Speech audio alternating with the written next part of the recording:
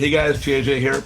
We're in August now, August 2025. We have a new format, moving our Wednesday call to Thursday. We're going to have speakers on Thursdays. And today's speaker is absolutely amazing young man, very good friend of mine, and one of the smartest guys I know. We're going to be talking to you guys regularly on Thursdays on lending and as well as underwriting and trying to share knowledge and help you guys to become better investors. And what I'd like to do right now is introduce my good friend, Mr. Brian Fine. How you doing, Brian? Fantastic, JJ. Glad to be here. Yeah, but I'm just going to slide it off to you. I'm going to step off to the side, let you take the call. And All right, cool. So I figured tonight let's talk about the documents that are needed from a lender in order to get a loan. So anytime you guys get a deal, you're going to want that deal funded. We're going to ask you for some stuff. So very first thing we're going to need, no matter what kind of deal it is we're going to need to know who the members of the LLC are. And so for that, we're going to need the operating agreement that includes the member list. And then we're going to need the IDs of all the members. You can just take a picture of the driver's license and email that guy in, right? What I recommend for everyone is you make yourselves a lender folder. Throw it on Google Drive or something like that, and you just have all this stuff ready to go. So have your operating agreement ready along with the IDs. If you are doing what we call a nested LLC, meaning the LLC buying the property is owned by another LLC that's owned by another LLC, so on and so forth, we will actually need the operating agreements for every single one of those. And we're going to need the IDs of the members. In the end, you have to get all the way back through the operating agreements, through the LLCs, and give us humans. That's the very, very first thing we're going to need every single time. We want to know who it is that is asking for our money. Got to have humans. We only lend to businesses, but behind those businesses are the people. So we want to know who those people are. Next thing we're going to need is the purchase contract if it is a new purchase. And I saw somebody actually commented in the group the other day about this. We also need any contract assignments or anything like that. And somebody was making the point that they didn't think we needed that. As politely as possible, that's insanely wrong. We will get everything. You can, as a wholesaler, in theory, hide what you're making from a seller, but the only way you are going to hide your assignment fee from a buyer is if that buyer is buying in cash. Otherwise, their lender is going to see it. And no, a double close will not help you. In fact, if you know you're doing a double close, I need both contracts. I need the AB and the BC. If you don't give us this up front, we are going to find out. It's really obvious when the entity that is selling the property is not the one that owns the property. We're going to know something is wrong. So just have it ready to go up front. If there's a double close, we need two contracts, not one. All right. If it is a rehab, we'll need the scope of work. I think Mark did a call a few weeks ago where we talked about the scopes of work. We actually have a template for you guys. So if you need it, you can download that and use ours. And that makes it really easy. That'll work for pretty much any lender. It's a really great way to lay out your scopes of work. But we need that ready to go. If it's a rental property, we're going to need the financials on the rental. So I'm going to need the leases and the rent roll. With those items, we can quote you a loan for basically any deal. Just that stuff. After that, once we have quoted the loan, so a loan quote, you give us this initial info, we'll send out a formal quote that says, hey, we'll lend you this much at these terms. And if that works for you, you sign it and send that guy back. At that point, we're going to collect the rest of the information we need to order an appraisal. So there'll be a few other things that happen. I'm going to need a detailed loan application. We don't do that before the quote. That varies a little bit depending on the exact kind of loan you're getting. So you'll fill out that detailed loan application. That thing is also the authorization for the background check and credit check. When you are approaching your lender initially, we ask you what you think your credit score is. You should know what your credit score is, know where it's at. You are not doing yourselves any favors by telling us you have an 800 credit score, and when we pull credit, it's at 600. That does not improve the situation at all. You will not like what happens when that happens. Now, if you tell me you have a 600 and you end up with an 800, that's a different story. That's a better conversation. But you should have enough of an awareness of where your FICO score is to be able to give us a pretty good idea within a few points where you are. As of today, August 7th, 2025, for best results, you really want a credit score over 700. While we can do things with lesser credit scores down into the low sixes, you won't like the terms as much. So over 7 is where the good stuff happens.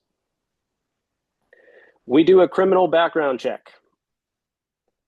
If you have a felony on your record, it may or may not be a problem. The ones we're looking for are related to fraud, specifically financial fraud and theft. That's the stuff we care about. I don't care if you have an assault charge because you were in a bar fight. That doesn't bother me at all. But if you committed mortgage fraud, which we had 2 applicants who actually committed mortgage fraud in the last 3 months, that's a hard no. You have literally been convicted of stealing from lenders.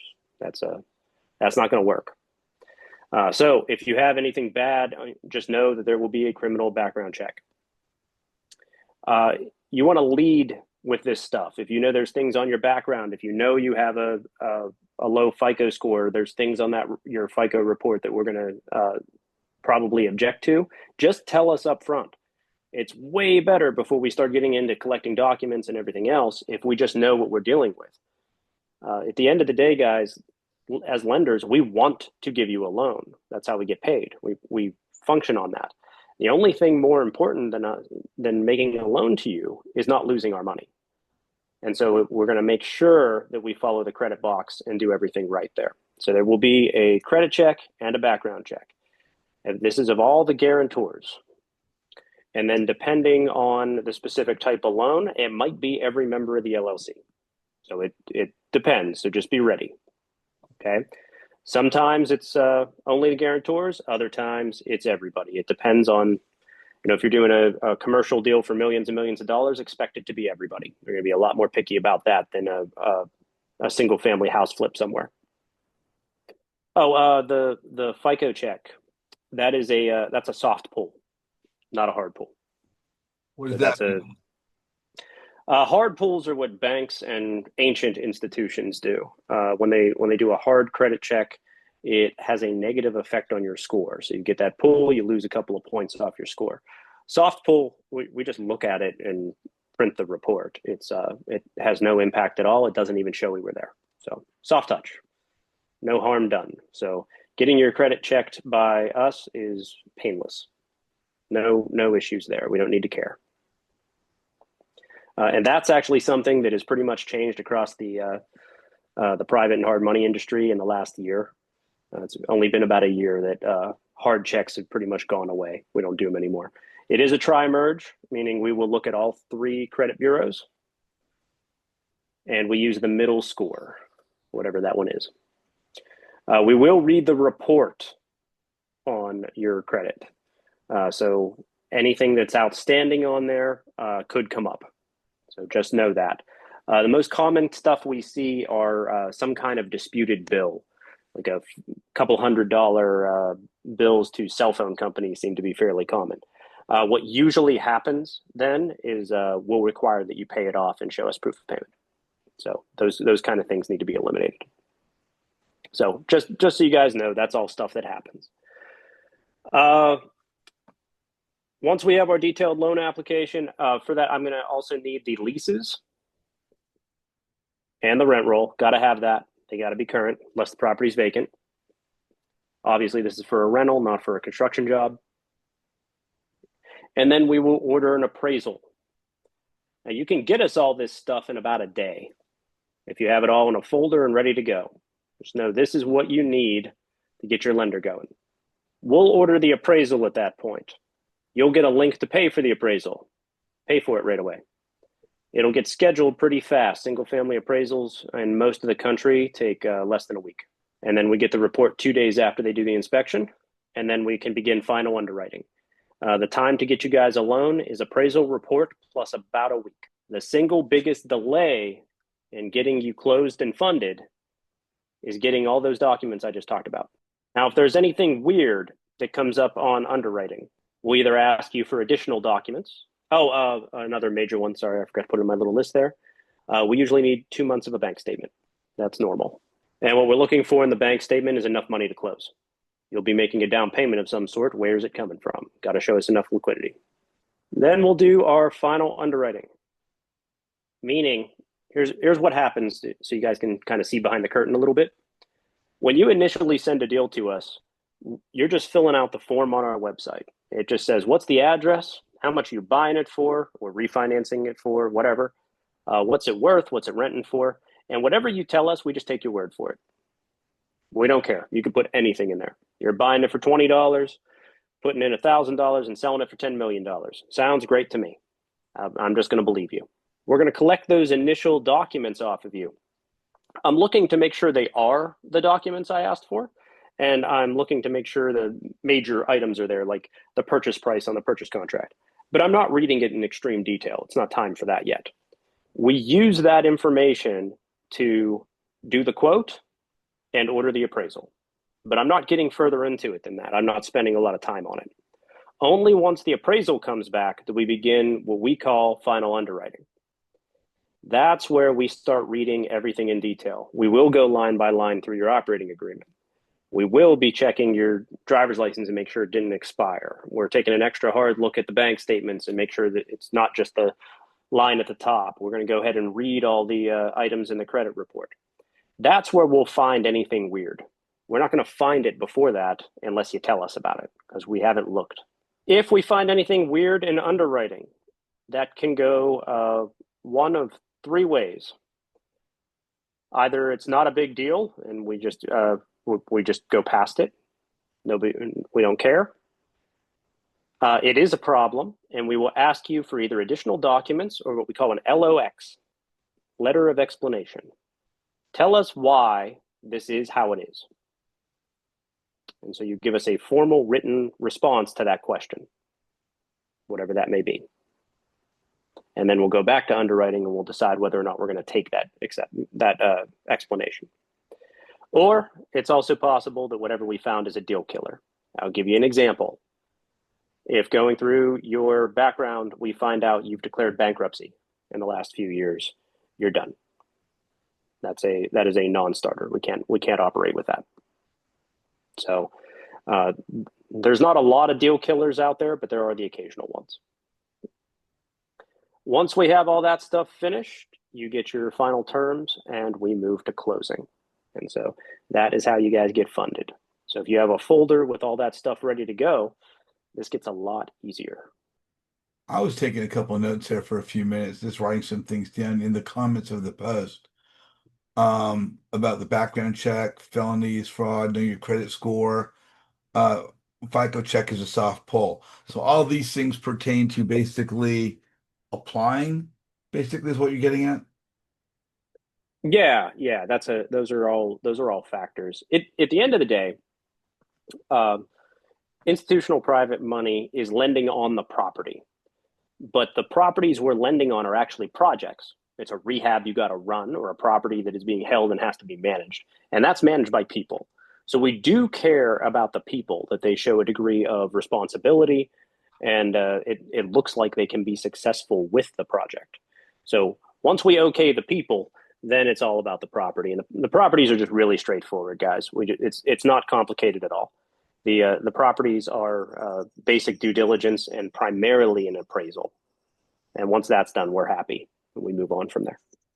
Yeah, I was wondering, okay, so I have a few people that are reaching out to me for loans. So with you guys, is it like an affiliate um, type of deal, or You how would can, I? yeah, so the term is brokering. And yes, you can broker to us. Okay. And so the way that works is you can go over to our website, request funding. Bell, if you put the AWC link in there for us in the chat, you can just hit get funded now, and when you bring that up, it'll ask you investor or broker. Just pick broker. So then you're going to put your info in, and then you put their info in, and whatever kind of deal that they're looking at, and that'll create a contact for them, a loan event for us, and it'll attach you to them.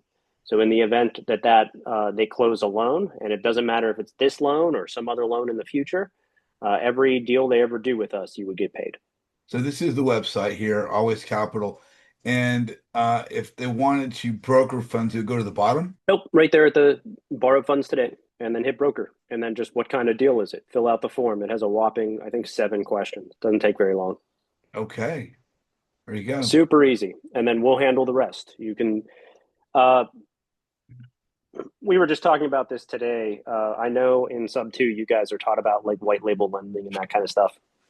It's kind of rather than being a risk reward operation, it's a labor reward operation. How much work do you want to do will determine how much you are paid on the transaction. So if all you're doing is filling out our form, putting it as a broker, and then we handle everything. We contact your borrower, we take them through it all, we do all the underwriting, we do the deal. That is, we pay you a quarter point of whatever the loan amount is after the closing. We'll send that over to you. And we'll do that into perpetuity with that borrower. So if it's somebody who borrows multiple times, you just keep getting paid. It's mailbox money, super easy. They will know they're dealing with us. There's Always Capital will be on everything. They're going to hear from me. They're going to get an email from me at alwayscapitalllc.com. So if you want to do what Pace calls white labeling, the term in our world is table funding. That is where you do all the work, collect all the docs, and then ultimately send us directly all those documents for underwriting. We never communicate with the borrower. You do that. And then it's our money that closes the deal. That's a different thing. And you're able to then negotiate your own pricing. So if you want to add an additional point is normal on top of whatever we're charging, then you can do so. And they will see nothing but your branding and such until we get to the closing table, and then it's just a different set of docs. So not a big deal by then. So you can do it that way, but it's a lot more work. I want to be clear on the fact that when we get an opportunity, a deal, that we do not have to underwrite it. Nope, you don't. You don't. Now, we talked about this has kind of come up today, and I haven't even had a chance to talk to JJ about this yet, but we will likely run a class on how to be a lending company. That class will not be free. I don't know anybody who does it for free. We're going to teach you an entire business model. It won't be 30 grand, but it's not going to be free. And then we'll take you through all of this stuff. We'll teach you about how brokering works. We'll teach you where the money comes from and how it's all structured and what underwriting looks like. But one of the things to keep in mind if you guys are going to do brokering is no lender wants trash. So you should still have a really good idea. What does your lender do? What will they fund? We really like funding residential stuff. That makes us happy. I like single family, multifamily, rehabs, buy and holds, and ground up construction. Those things thrill me. I'm less excited about self-storage facilities. Not really my thing. So if you start trying to broker a bunch of self-storage facilities to me, it's kind of a waste of time. So you need to know your lender well enough, right? If your lender says, we don't lend to anybody under a 600 credit score, and you're sending over people at 550, it's a waste of everybody's time. Nobody's going to get paid. So you still want to know what the standards are. So it's not exactly underwriting, you're pre-qualifying would be maybe a good way to say it. And you want to know what options are out there. Because while everybody could get some kind of funding, it doesn't necessarily equate to the kind of funding they want or need. So we talked about potentially doing a class for that in the next few weeks where we would teach all that. That's a multi-day thing where we'll take you through in excruciating detail how it all works. But that would be mostly for people who want to get kind of serious about the lending business, whether you're using your own capital or definitely if you want to consider using somebody else's. It's a class you should certainly look into. But we'll pull back the curtain. We'll show you all of it. We'll teach you how the industry works. Where do you, whichever is shorter, where do you or don't you lend around the state, around the country? So it's the lower 48. We don't do Alaska or Hawaii. And then there's a couple that nobody does. Like Vermont is a good example. Like I don't know of any private lender that does Vermont. Their rules are really weird. And I think South Dakota I is think another one. I think South Dakota. Yeah, there's a couple of like really odd ones, but honestly, Rob, they don't come up because there's no investors there, so they don't ask. So it's not usually an issue. Guys, a lot of what Brian's talking about is exactly what we talk about every week, is get to know people before you want to do business with them. Even if the business presents itself, you want to do some amount of rapport building to see if you can discover some kind of connection. But as you do, and you get into the deal itself, you'll ask them questions, which are going to help you to determine if this is somebody that you indeed want to move forward, much less are comfortable with moving forward with. And certain questions will come up like the credit score and background check and things of that nature. The credit score thing is, JJ talks all the time about having relationships, but will lend to strangers. Like I don't have to know you very well. I could have just met you today and make a loan for a couple $1,000,000 to you. It's fine. The credit score is the best system we have for getting a snapshot of how you deal with money and debt.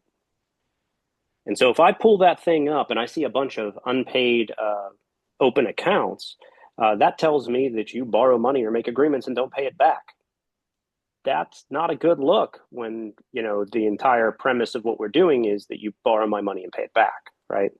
So we use the credit score as a analog for a deep personal relationship. That's why you see it there. Another thing, depending on the loan type, a lot of hard money lenders do not keep their loan. When we generate a 30-year fixed loan on your rental property, we're not keeping that loan for the next 30 years.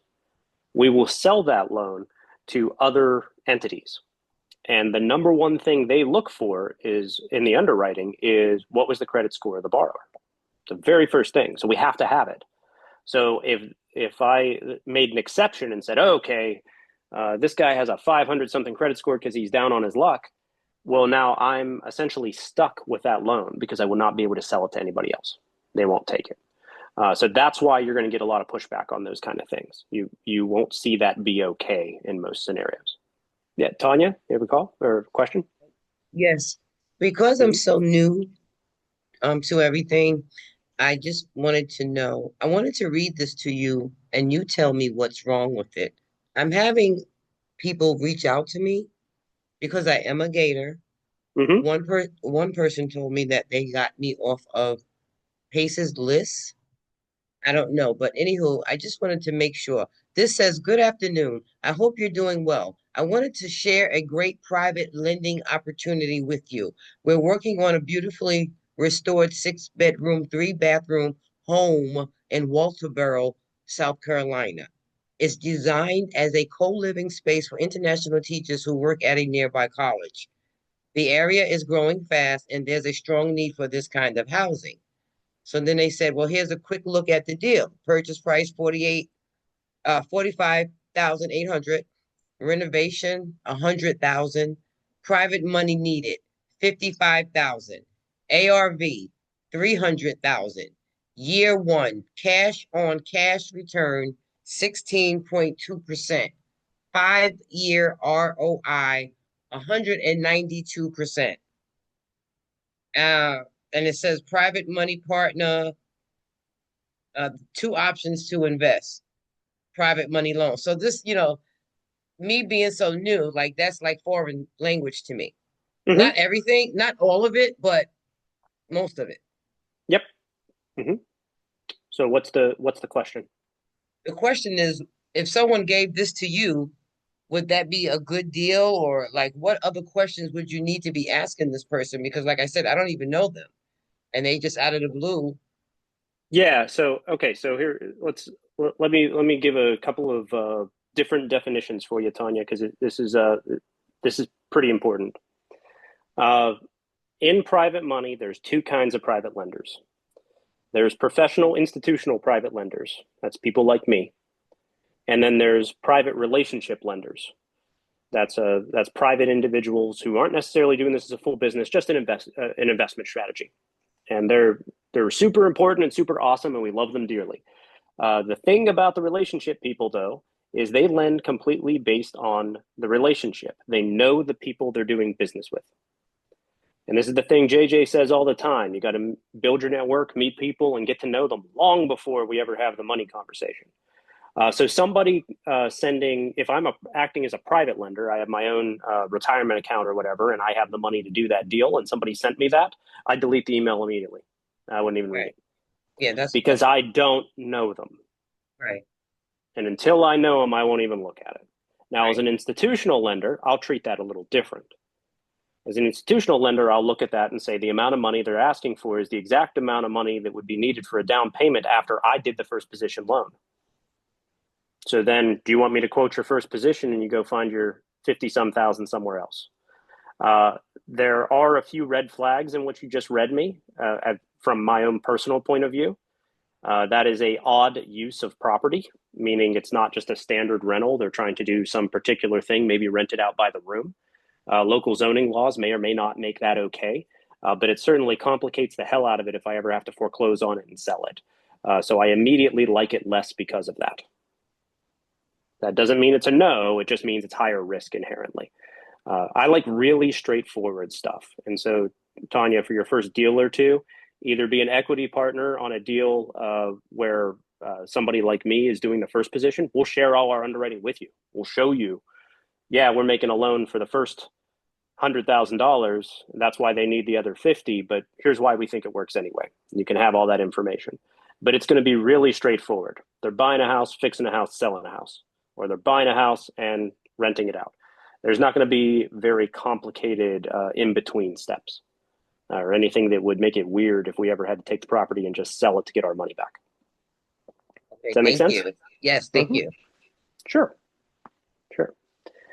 We've said this a bunch of ways, guys, and I know a lot of you are in the Gator program and everything, and that's cool. It's awesome that you're learning about lending. It's a very lucrative business. It's a great business. But here's the first rule in lending: don't lose money. And the second rule is don't forget rule number one. JJ, have you Yeah. broke rule number one? Uh, He did. it does happen sometimes, guys. We get into something and we lose money.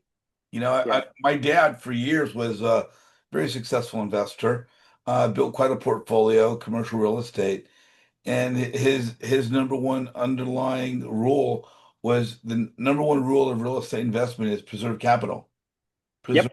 capital. Yeah, you have to. Because if you lose that money, you're done. You're out of the game. Even if you take a small loss, it could take years to recover it and just get back where you were. So a really good way to look at these things, if you're looking at a private deal to invest in, whether as a first position lender or coming in as an equity partner or whatever, is if you took this deal back, could you do it yourself, or could you liquidate it and get your money back? And if you aren't fairly comfortable with that answer, then it may not be the deal for you. Right? Just move on. You don't have to fund it. When somebody says, "Here's a lending opportunity," guys, there are unlimited amount of people out there who want your money. There is no shortage of lending opportunities, I promise. There will be another one tomorrow. So you can cherry pick and stay away from the really scary shit. Just don't do it. It's likely to lose. My selfish recommendation to all of you, or also my shameless plug for us, is you shouldn't be lending on your own. You guys should be equity partners behind us. If we aren't willing to fund it, it's not a deal. If we are willing to fund it, there's a 99.3% chance it works out. We have a 0.7% foreclosure rate in the last 6 years. That's just following our systems. So as long as it fits in that box, people tend to make money. It works. There's no such thing as 100%, but we're not too far away. Okay? And that will grossly reduce your risk and your exposure because we're writing the biggest check, not you. We've covered some key points about lending, what we need to know, what we need to do, some of the questions we need to ask. Is that correct, Brian? Yep. Make yourselves a little folder of the documents you need. If you're a private lender, I hope you wrote down all the things I said you need to ask for because you're going to want them all anyway. Right? Yeah. And it's not a bad idea. Even if you don't care about the credit score, wouldn't it be a really good thing to know if the person you're about to lend to is buried in debt or maybe declared bankruptcy recently or has a criminal charge for fraud? These are some basic things that are worth knowing. You may not need to check every time, but maybe the first time out of the gate, it's not a terrible idea to take a look. Yeah, it certainly doesn't hurt to ask you about bankruptcy. There's a guy that I ended up doing business with a couple years ago, two guys actually. Both of these investment opportunities were supposed to be for 6 months and get paid back in full. And now they're more than a couple years outstanding and haven't been paid back. But I know one of these guys now has bankruptcies.